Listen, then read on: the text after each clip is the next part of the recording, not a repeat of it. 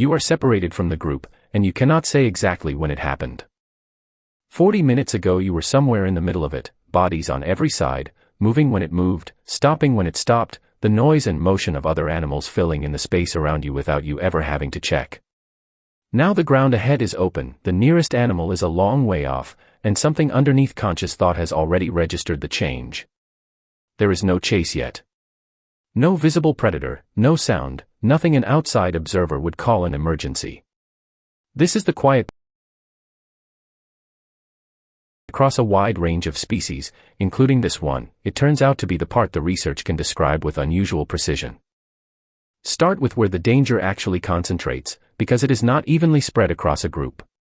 In 2012, a team led by Andrew King fitted a flock of sheep, and the dog working them, with position trackers, then reconstructed how each sheep moved relative to the rest of the flock as the herding dog approached.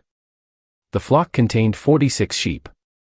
Across 3 herding events, the researchers reconstructed every animal's position from the GPS data once per second. Publishing in the journal Current Biology, they found that sheep exhibit, in the paper's own language, a strong attraction towards the center of the flock under threat, and that individuals farthest from the middle covered the greatest distance closing that gap. The result confirmed what the paper calls the long-standing assertion that individuals can respond to potential danger by moving towards the center of a fleeing group.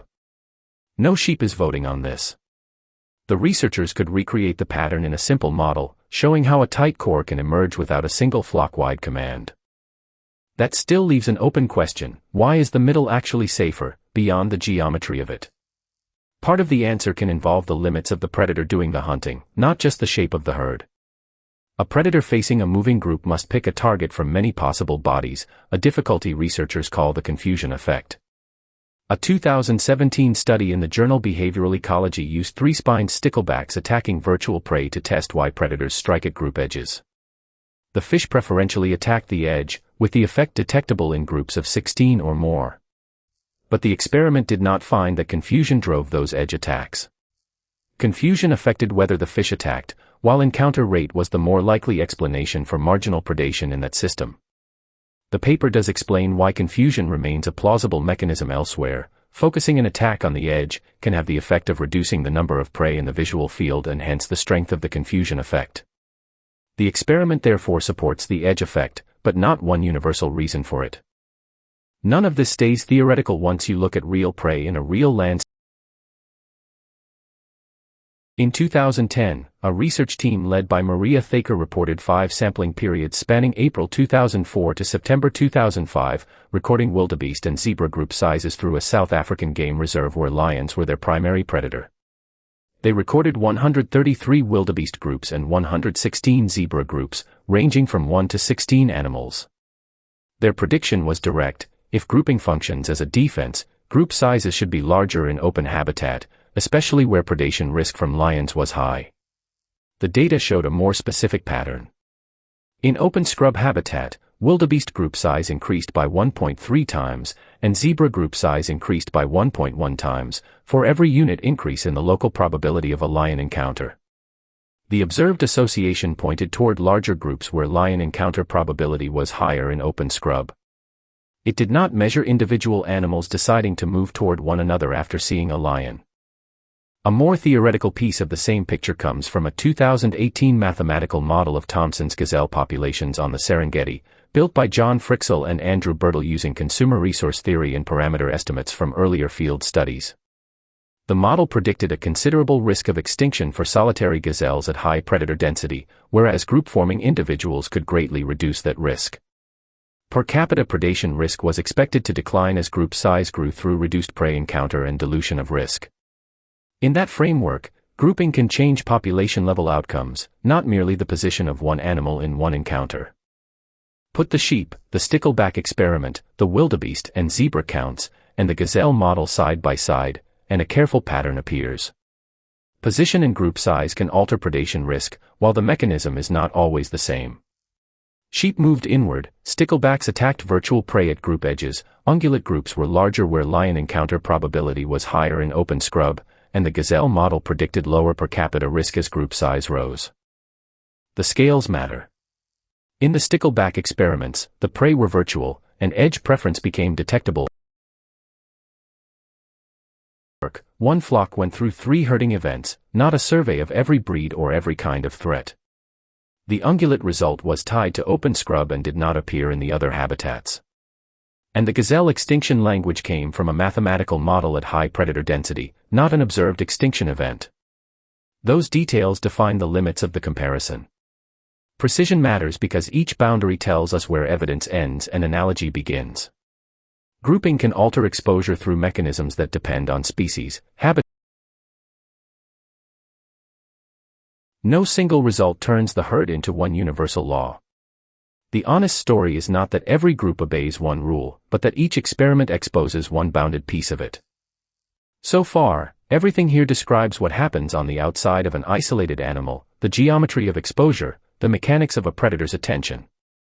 Something else happens on the inside, at the same time, and it does not require a predator to be anywhere nearby. In a 2008 study published in the journal Physiology and Behavior, 24 adult guinea pigs housed in 8 groups of 1 male and 2 females. They placed a subject female into an unfamiliar environment for 2 hours and measured the resulting cortisol response. When a cage mate, male or female, was present during that exposure, the animal's cortisol response was measurably reduced. When an unfamiliar male was present instead, it was not. In the researchers' own words, the presence of either the male or female cage mate reduced the subject female's plasma cortisol response. This is evidence for social buffering under a defined laboratory stressor, not evidence that solitude automatically elevates cortisol in every setting. It shows something narrower and still important: who is present can alter the physiological response to an unfamiliar place. That is the part easy to miss from the outside. In this experiment, the difference was plasma cortisol, and it depended on the relationship. A familiar cage mate buffered the response during the 2-hour test. An unfamiliar male solitary moment into damage. It demonstrates that familiar social presence can change how one mammalian stress system responds. That ability of familiar company to alter a measured stress response is where this crosses over into you. In 2010, the psychologist Holt-Lunstad and her colleagues published a meta-analytic review in the journal PLOS Medicine, pooling results across 148 separate studies covering 308,849 people, asking how strongly a person's social relationships predicted whether they were still alive at the end of each study's follow-up period. The pooled result was an odds ratio of 1.50, meaning people with stronger social relationships had roughly a 50% greater likelihood of survival across the periods those studies measured, compared with people whose relationships were weaker. The researchers did not treat that as a minor effect. In their own framing, the influence of social relationships on mortality risk is comparable with well-established risk factors for mortality, and elsewhere in the same paper the size of the finding is described as rivaling that of well-established risk factors. Across many different study designs and populations, not a controlled experiment run on any one person, and it says nothing about what will happen to any single individual. Across studies with an average follow-up of 7.5 years, it shows a population-level association between social relationships and survival. None of this means loneliness in a room and standing alone on open ground are the same event. They plainly are not. These studies invite a comparison, not a claim that a person in a room and a wildebeest on open ground share one proven mechanism. Across the animal studies, familiar company, group size, or position within a group changed a measured response. In the human meta-analysis, social relationships predicted survival at population scale. The cautious connection is that social context can matter biologically in very different species, while the pathways and stakes are not interchangeable. You may have felt something that resembles the edge of this pattern, even in moments when nothing was ever actually hunting you. The specific discomfort of being the one person in a room who does not know anyone there.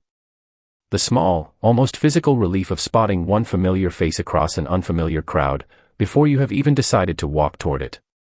Those experiences are human, not proof of a shared animal circuit. What the studies add is a concrete comparison: sheep changed position under threat, and familiar guinea pig partners changed cortisol response during novelty exposure, without anything resembling a human conversation about it. This video describes documented behavioral and physiological research. It is not medical advice, and it is person, anyone dealing with the effects of isolation should talk to a qualified professional. The gap after separation is not always biologically empty.